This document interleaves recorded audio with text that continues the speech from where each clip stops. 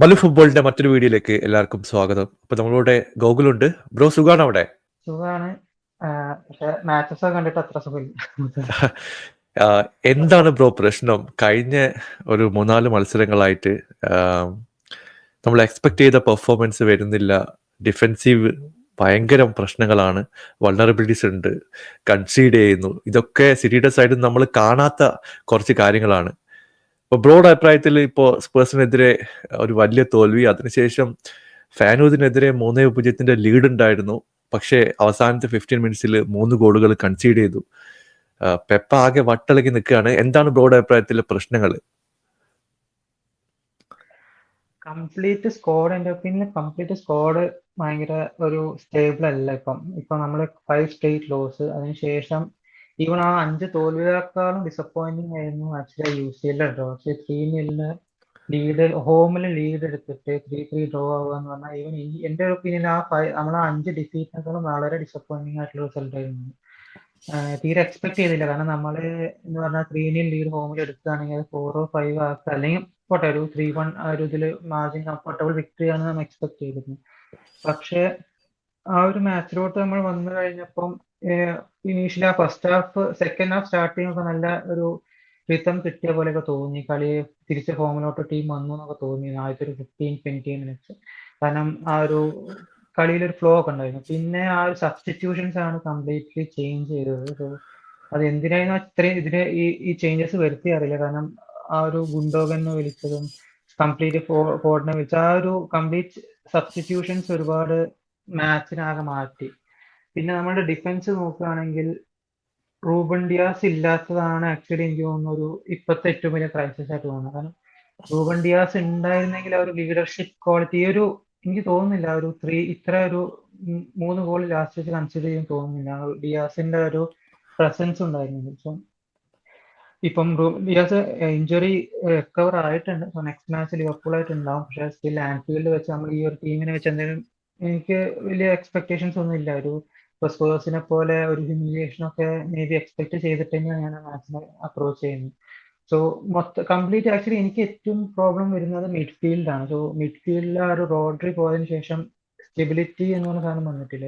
കുറച്ച് മാച്ചസ് ഒരു ഒരു അബവ് ആവറേജ് പെർഫോമൻസ് കണ്ടിട്ടുണ്ടായിരുന്നെങ്കിലും, ബട്ട് ഇപ്പൊ ഒരുപാട് കളിയായിട്ട് ഒരു മിഡ്ഫീൽഡ് കംപ്ലീറ്റ്ലി ഒരു സീറോ ആയിട്ടുള്ള രീതിയാണ് കളിക്കുന്നത്. സോ ഇപ്പൊ കോവച്ചിച്ചാണ് 3 വീക്സ് ഔട്ട് ആവുകയും ചെയ്തു. സോ കംപ്ലീറ്റ്ലി ഒരു സ്ക്വാഡ് എന്ത് ചെയ്യാന്നുള്ളത് അറിയാൻ പറ്റാത്ത സിറ്റുവേഷൻ ആണ്. ഇപ്പം ജനുവരി വരെ എങ്ങനെങ്കിലും പിടിച്ചു നിന്ന് നമ്മളൊരു മേ ബി ഒരു DM സൈനിങ് നടത്തണം എന്നുള്ളതാണ് ഇപ്പൊ എനിക്ക് തോന്നുന്നത്. സോ അതല്ലാതെ നമുക്ക് വേറൊരു ഓപ്ഷൻ ഇല്ല. അതെ, ഇപ്പോൾ എനിക്ക് ചോദിക്കാനുള്ളത്. കാരണം പറഞ്ഞോളൂ ബ്രോ. ഓക്കെ വ്ലാഡിയോളിന്റെ കാര്യം, റൈറ്റ്? സോ യങ് ആണ്.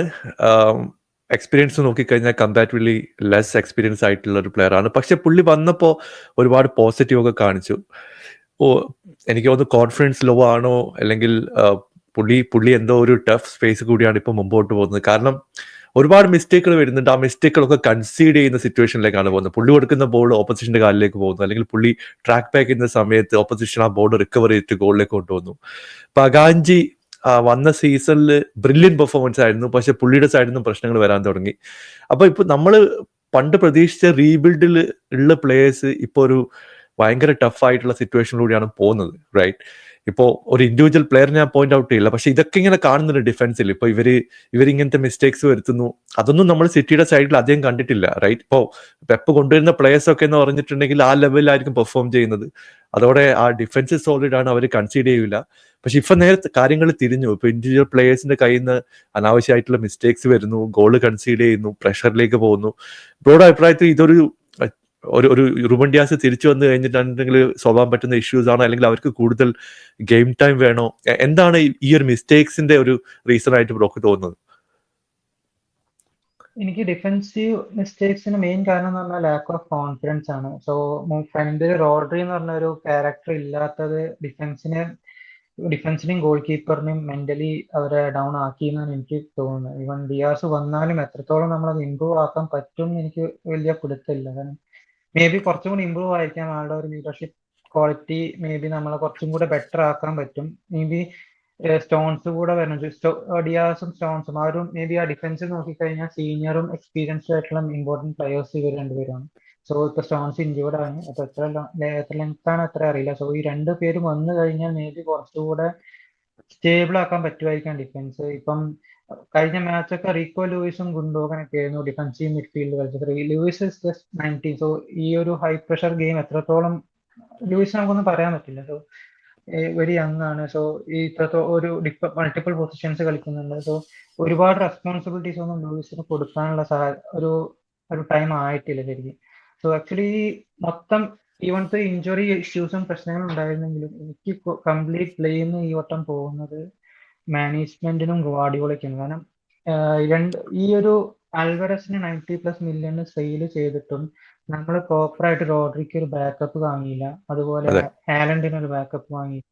സോ അത് ഈ രണ്ട് ഓപ്ഷൻസും ഇല്ല. കാരണം റോഡ്രി എന്ന് പറഞ്ഞാൽ അത്രത്തോളം മാച്ചസ് നമുക്ക് കളിക്കുന്നുണ്ട്. സോ ഈ സിറ്റിക്ക് വേണ്ടി 70 മാച്ചസ് ഫസ്റ്റ് സീസൺ കളിക്കുന്നു, സ്പെയിനിന് വേണ്ടിയിട്ട് മറ്റേ സമ്മറിലും സ്പെയിനിന് വേണ്ടി കളിക്കുന്നു. സോ അത്രത്തോളം മാച്ചസ് കളിക്കുന്നുണ്ട്. സോ എന്താണെങ്കിലും ആൾക്ക് റെസ്റ്റ് വേണ്ടി വരും. സോ അങ്ങനെ അത് കണ്ടിട്ടും മാനേജ്മെന്റ് അതിനൊരു ഒരു എന്താ പറയുക, ഒരു നല്ലൊരു മൂവ്, ഒരു നല്ലൊരു പ്ലെയറെ, ഒരു ബാക്കപ്പ് ആയിട്ട് ഒരു പ്ലെയറെ എടുക്കില്ല എന്നുള്ളത് ഭയങ്കര ഡിസപ്പോയിന്റിംഗ് ആണ്. സോ അതാണ് മെയിൻ റീസൺ. സോ ഈ സീസണിലെ നമ്മളുടെ ഡൗൺഫാളിനുള്ള മെയിൻ റീസൺ പ്ലെയേഴ്സിനേക്കാളും കൂടുതൽ മാനേജ്മെന്റ് ആണ്. ഗവാഡിയോള ആയിരിക്കാം, ഗവാഡിയോള എങ്ങനെ അറിയില്ല, Pep and may be management ഇവര് കാരണമാണ് ശരിക്കും ഈ ഒരു ഇത് വന്നത്. മേ ബി ഇനി ജനുവരിയിൽ നമ്മളൊരു നല്ലൊരു പ്ലെയറെ കിട്ടും, ഒരു ബാക്കപ്പ് ആയിട്ട്. ഇപ്പം ഒരു മേ ബി ബ്രൈറ്റൺ പ്ലെയറോ ഒരു ബലേബയോ somebody like that, ആരെയും അതുപോലത്തെ ഒരു സെമി ഡീസെന്റ് ആയിട്ടുള്ള ഒരു ടൈപ്പ് പ്ലെയറെ, അങ്ങനത്തെ പ്ലെയേഴ്സേ നമുക്ക് കിട്ടുള്ളൂ. സോ അങ്ങനത്തെ ഒരു പ്ലെയറെ നമുക്ക് വാങ്ങി ആ ഒരു സീസൺ എനിക്ക് എസ്പെഷ്യലി വലിയൊരു എക്സ്പെക്ടേഷൻസ് ഇല്ല. പിന്നെ എങ്ങനെയാണെന്ന് അറിയില്ല. സോ കാരണം അത്രത്തോളം ക്രൂഷ്യൽ ആയിട്ടുള്ള പ്ലെയർ ആണ് നമുക്ക് മിസ്സായിട്ടുള്ളത്. So Rodri. സോ കഴിഞ്ഞ സീസണിലൊക്കെ ഡിഫൻസിൽ ഇഷ്യൂ വന്നാലും ഫോർവേഡ് അറ്റാക്കിംഗ് ഇഞ്ചറി ഇഷ്യൂ വന്നാലും ഒരു വേറെ ഓപ്ഷൻസ് വെച്ചിട്ട് നമുക്ക് അതിനെ മാനേജ് ചെയ്യാൻ പറ്റില്ല. സോ ഈ ഒരു ടൈമിൽ ഇതില് റോഡ്രി പോലത്തെ ഒരു പ്ലെയർ ആയതുകൊണ്ട് എങ്ങനെ അത്, കാരണം ഇത്രതായിട്ട് അതിനൊരു ഒന്നും പെപ്പിന് ഇതുവരെ ഒന്നും ചെയ്യാൻ പറ്റിയില്ല. സോ അതെ ഇനി അറിയില്ല. സോ ഈ ഫോർവേഡ് എങ്ങനെയായിരിക്കുന്നു. സോ ഞാൻ എക്സ്പെക്ട് ചെയ്യുന്ന ഒരു സീസൺ ഒരു ടോപ്പ് 4 നമുക്ക് മാക്സിമം ഫിനിഷ് ചെയ്യാൻ പറ്റുകയാണെങ്കിൽ തന്നെ, കാരണം ബാക്കിയുള്ള ടീമുകൾ അത്രത്തോളം സ്ട്രെങ്ത് ടോട്ട് ടു ആണ് ഇപ്പം. കാരണം ചെൽസി ആണെങ്കിലും ബെറ്റർ ആവുന്നു, ചെൽസി, ലിവർപൂൾ, ആർസണൽ അപ്പം അത്രത്തോളം ടോപ്പ് ടു ആയിട്ട് നിൽക്കുന്നതായതുകൊണ്ട് ടോപ്പ് 4 തന്നെ ബെസ്റ്റ് ആയിട്ടാണ് എനിക്ക് തോന്നുന്നത്. അതെ എനിക്ക് മറ്റൊരു കാര്യം ചോദിക്കാനുള്ളത്, ഇപ്പോൾ ഫോർഡൻ, ബെർണാഡോ സിൽവ, അല്ലെങ്കിൽ വിങ്ങേഴ്സ്, ഇപ്പോൾ സവിഞ്ഞോ ആയാലും, ഇപ്പോൾ സാധാരണ നമ്മൾ എക്സ്പെക്ട് ചെയ്യുന്നത് ഇപ്പോൾ ഹാളണ്ടിനെ പൂട്ടുന്ന സിറ്റുവേഷൻ വന്ന, അല്ലെങ്കിൽ ഡിഫൻഡർ പുള്ളിനെ കറക്റ്റായിട്ട് മാർക്ക് ചെയ്യുന്നു, മിഡ്ഫീൽഡിൽ നിന്ന് ഗോൾ വരും, ഒന്നുകിൽ ബെർണാഡോ സിൽവ അടിക്കും, അല്ലെങ്കിൽ ഫോർഡന്റെ ഗോൾസ് വരും, അല്ലെങ്കിൽ ഡിബ്രോയിൻ കയറി വന്ന് ഡിബ്രോയിൻ്റെ അടിക്കും. ഇപ്പൊ ആ ഗോളൊക്കെ അങ്ങ് നിന്നു, തീരെ വരുന്നില്ല. അപ്പോൾ സാധാരണ അവിടുന്ന് ഇവിടുന്നൊക്കെ ഗോൾ വരുമായിരുന്നു, മിഡ്ഫീൽഡിൽ നിന്ന് വരുന്നില്ല. ഇവരടിക്കുന്ന 1-2 ഷോട്ടൊക്കെ പുറത്തു പോകുന്നതല്ലാതെ ഗോൾ കീപ്പറെ ടെസ്റ്റ് ചെയ്ത സിറ്റുവേഷൻ തന്നെ ഇപ്പൊ ചാൻസ് ഉണ്ടാവും. ചാൻസ് നോക്കിക്കഴിഞ്ഞാൽ 17 ചാൻസ് 19 ചാൻസ് ഒക്കെ ഉണ്ടാവും. പക്ഷെ ക്ലിനിക്കലായിട്ട് അത് ഗോൾ കീപ്പർ ടെസ്റ്റ് ചെയ്ത ഷോട്ട് ഓൺ ടാർഗറ്റ് നോക്കിക്കഴിഞ്ഞാൽ 4-5 ഒക്കെ കാണും. ബാക്കിയൊക്കെ ഇങ്ങനെ പുറത്തേക്ക് അടിച്ചു പോകുന്ന ഒരുപാട് ഓപ്പർച്യൂണിറ്റീസ് ഉണ്ട്. പക്ഷെ നിങ്ങൾ ഒരു സീസൺ മുമ്പൊക്കെ നോക്കിക്കഴിഞ്ഞാൽ ഫോർഡൻ 2 ഗോൾ അടിച്ചിട്ടുണ്ടാവും, ചിലപ്പോൾ ബെർണാഡോ സിൽവ ഒരു നല്ലൊരു ഓപ്ഷൻ കൊടുത്തിട്ടുണ്ടാവും. അപ്പൊ ഹാലണ്ട് അടിച്ചിട്ടില്ലെങ്കിലും നിങ്ങൾക്ക് ഓപ്ഷൻസ് ഉണ്ട്. പക്ഷെ ഇപ്പോഴത്തെ ഈ 5 മത്സരത്തിൽ കാണുന്നത് ഹാലണ്ട് അടിക്കുന്നില്ല, ബാക്കിയുള്ളവരും അടിക്കുന്നില്ല. ഇപ്പൊ മിഡ്ഫീൽഡിൽ നിന്നും ഗോൾ വരുന്നില്ല, സവീഞ്ഞോയുടെ സൈഡിൽ നിന്നും ഗോൾ വരുന്നില്ല, ലെഫ്റ്റ് വിങ്ങിൽ നിന്നും ഗോൾ വരുന്നില്ല. അപ്പോൾ ശരിക്കും പറഞ്ഞാൽ ആ മിഡ്ഫീൽഡിലെ ശരിക്കും ഒരു ബാക്കപ്പ് ഗോൾ സ്കോറിംഗ് ഓപ്ഷൻ ഇല്ലാത്തത് എത്രത്തോളം പ്രശ്നമാണ്. അത് വളരെ കാരണം അത് വലിയൊരു പ്രോബ്ലമാണ്. കാരണം ഇപ്പൊ നമുക്ക് തന്നെ ഹാളണ്ടിന് പുറമെ നമുക്ക് ഗോൾ സ്കോറിംഗ് എക്സ്പെക്ട് ചെയ്യുന്ന പ്ലേയേഴ്സ് ആണ് ഡിബ്രോയിനും പിന്നെ ഒന്ന് ഫോർഡനുമാണ്.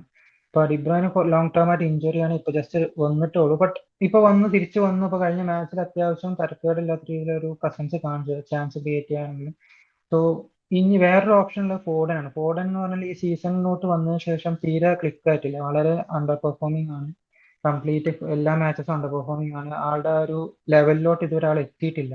സോ അതും സിറ്റി, അത് എല്ലാം മൊത്തത്തിൽ ആ ഒരു സിറ്റി എന്ന ടീമിന്റെ കോൺഫിഡൻസ് വളരെ ഡൗൺ ആയതിന്റെ കാരണം റോഡ്രിക്ക് ഇഞ്ചുറി, അതിന് പുറമെ ഒരുപാട് പ്ലേയേഴ്സ് ഇഞ്ചുറി ആയിരുന്നു. അപ്പം മൊത്തത്തിൽ ടീം ഒരു പോസിറ്റീവ് ആയിട്ടുള്ള ഒരു സിറ്റുവേഷൻ അല്ല നിൽക്കുന്നത്. സോ അതുകൊണ്ട് അതായിരിക്കാം എല്ലാ പ്ലേയേഴ്സിന്റെയും പെർഫോമൻസ്, ഈവൻ ഹാളണ്ടിന്റെ ആണെങ്കിലും പെർഫോമൻസിനെ എഫക്ട്. കാരണം ഹാളണ്ടൊക്കെ ഈ സീസൺ അത്രത്തോളം ടോപ്പ് ഫോമിലാണ് സ്റ്റാർട്ട് ചെയ്തത്.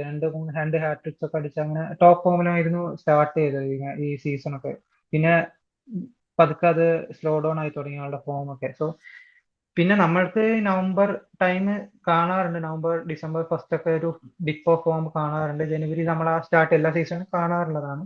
ബട്ട് അത് ഈ ഒരു വട്ടം എത്രത്തോളം നമുക്ക്, കാരണം ഇനി ആ ജനുവരി ഡിസംബർ ഒരുപാട് മാച്ചസ് വരികയാണ്. കോവച്ചിച്ച് പോലുള്ള പ്ലേയേഴ്സ് ആണ്, ഹൈലി സ്റ്റോൺസ് രണ്ടുപേരും ഹൈലി ഇഞ്ചുറി പ്രോൺ പ്ലേയേഴ്സ് ആണ്.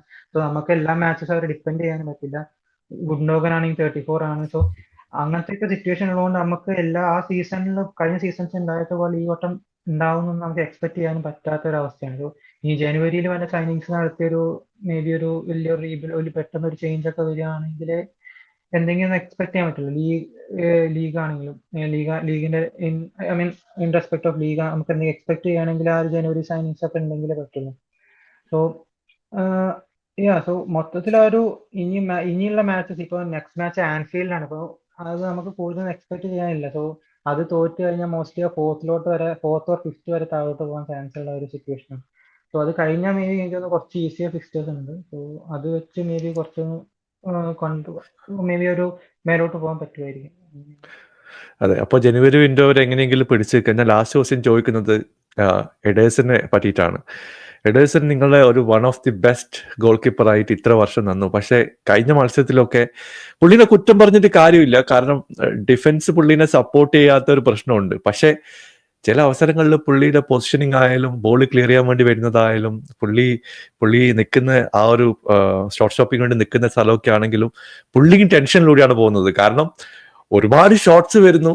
ഇപ്പൊ ഫാനൂദിനെതിരെയുള്ള കളിയിൽ ആ സെക്കൻഡ് ഗോളൊക്കെ നോക്കിക്കഴിഞ്ഞാൽ സെക്കൻഡ് ഗോള് പുള്ളി ആ ഷോട്ട് എക്സ്പെക്ട് ചെയ്തിട്ടില്ല. പുള്ളിയുടെ കാലിന്റെ ഇടയിൽ കൊടുത്ത് ആ ഷോട്ട് പോയി. അത് പിന്നെ പുള്ളി കണ്ടിട്ടില്ല എന്ന് പറയാം. പക്ഷെ തേർഡ് ഗോളിൽ പുള്ളി ക്ലിയർ ചെയ്യാൻ വേണ്ടി വന്നു, അത് മിസ്സായി, അത് സമനിലയിലേക്ക് പോയി. പക്ഷെ ആ സമയത്ത് ഒരു ഡിഫൻഡർ പുള്ളിനെ സപ്പോർട്ട് ചെയ്യേണ്ടതായിരുന്നു. പക്ഷെ റീക്കോ ലൂയിസ് മാത്രമേ ആ സമയത്ത് ബോക്സിൽ ഉണ്ടായിരുന്നുള്ളൂ. അപ്പൊ കൗണ്ടർ ഒക്കെ വരുന്ന സമയത്ത് മാൻ മാർക്കിംഗ് ആയാലും, പണ്ട് കെയിൽ വാക്കറൊക്കെ ഓടി ബോക്സിലേക്ക് വരും, ആ സ്പീഡ് ഉണ്ട്. ഇപ്പൊ അതും പ്രശ്നമാണ്. ഇപ്പൊ ആകെ 1-2 പ്ലെയർ ആണ് മാൻ മാർക്കിങ്ങിന് വേണ്ടിയിട്ട് തിരിച്ചു വരുന്നത്. അവർക്കാണെങ്കിൽ ഡിഫൻസീവ് പൊസിഷനിങ് കറക്റ്റ് ആയിട്ട് കിട്ടുന്നില്ല. 1-3, 1-4 എന്നുള്ള സിറ്റുവേഷൻ ആണ്. ആ സമയത്ത് കൺസീഡ് ചെയ്യുന്നു. ഇപ്പൊ ഇതെന്ന് പറയുന്നത് പെപ്പ് അറിയാത്ത കാര്യങ്ങളാണോ, അല്ലെങ്കിൽ പ്ലേയേഴ്സ് പുള്ളി പറയുന്ന പോലെ കേൾക്കാത്താണോ എന്ന് അറിയില്ല. അപ്പൊ എഡേഴ്സൺ കൂടുതൽ പ്രഷറിലേക്കാണ് പോകുന്നതാണോ, അല്ലെങ്കിൽ പുള്ളിയുടെ സൈഡിൽ നിന്ന് മിസ്റ്റേക്സ് വന്നോ? എഡേഴ്സന്റെ ഭാഗത്ത് നിന്ന് മിസ്റ്റേക്സ് നമ്മൾ റെഗുലർലി കാണുന്ന ഒരു കാര്യമാണ്. കാരണം എഡേഴ്സൺ ആസ് എ പ്ലെയർ ആൾ എപ്പോഴും അങ്ങനത്തെ ഒരു പ്ലെയർ ആണ്. സോ ആൾക്ക് എന്താ പറയാ, പ്രഷർ എന്ന് പറഞ്ഞ സാധനം എനിക്ക് എഡേഴ്സന്റെ ഫേസ് അങ്ങനെ കണ്ടിട്ടില്ല. കാരണം എങ്ങനെ സിറ്റുവേഷൻ ആണെങ്കിൽ ആള് ഫ്രണ്ടിലോട്ട് വന്ന് ക്ലിയർ ചെയ്യാനാണെങ്കിലും, ഇപ്പൊ ഒരു പ്ലെയർ പ്രഷർ കൊടുക്കുമ്പോൾ ഡ്രിബിൾ ചെയ്ത് കടക്കാനാണെങ്കിലും അങ്ങനത്തെ ഒരു പ്രഷർ ആൾക്ക് ഇല്ല. സോ അതുപോലത്തെ ഒരു പ്ലെയർ ആണ്. സോ എഡേഴ്സണിൽ നിന്ന് അങ്ങനെയൊക്കെ നമുക്ക് എക്സ്പെക്ട് ചെയ്യാം. സോ അതിന്റെ കൂടെ നമ്മൾ കൂടുതൽ ബാക്ക് ലൈൻ ഡിഫൻസിൽ നിൽക്കുന്ന പ്ലെയേഴ്സ് കൂടെ സപ്പോർട്ട് ചെയ്യണം. പണ്ടൊക്കെ പറഞ്ഞാല് ഇപ്പൊ ബ്രോ പറഞ്ഞ പോലെ ഇപ്പം ഒരു ഗോൾ ലൈൻ ക്ലിയറൻസും അതുപോലെ ഒരുപാട് കൈൻഡ് ഓഫ് സേവ്സ് നമ്മൾ ഡിഫൻസീവ് ലൈനിൽ നിന്ന് കാണുന്നുണ്ട്. സോ ഡിഫൻസിൽ ലാക്ക് ഓഫ് കോൺഫിഡൻസ് വരുന്നത് ആണ് ആക്ച്വലി കഴിഞ്ഞ ലാസ്റ്റ് ഗെയിമിൽ വന്ന ഗോളൊക്കെ എന്ന് കഴിഞ്ഞാൽ.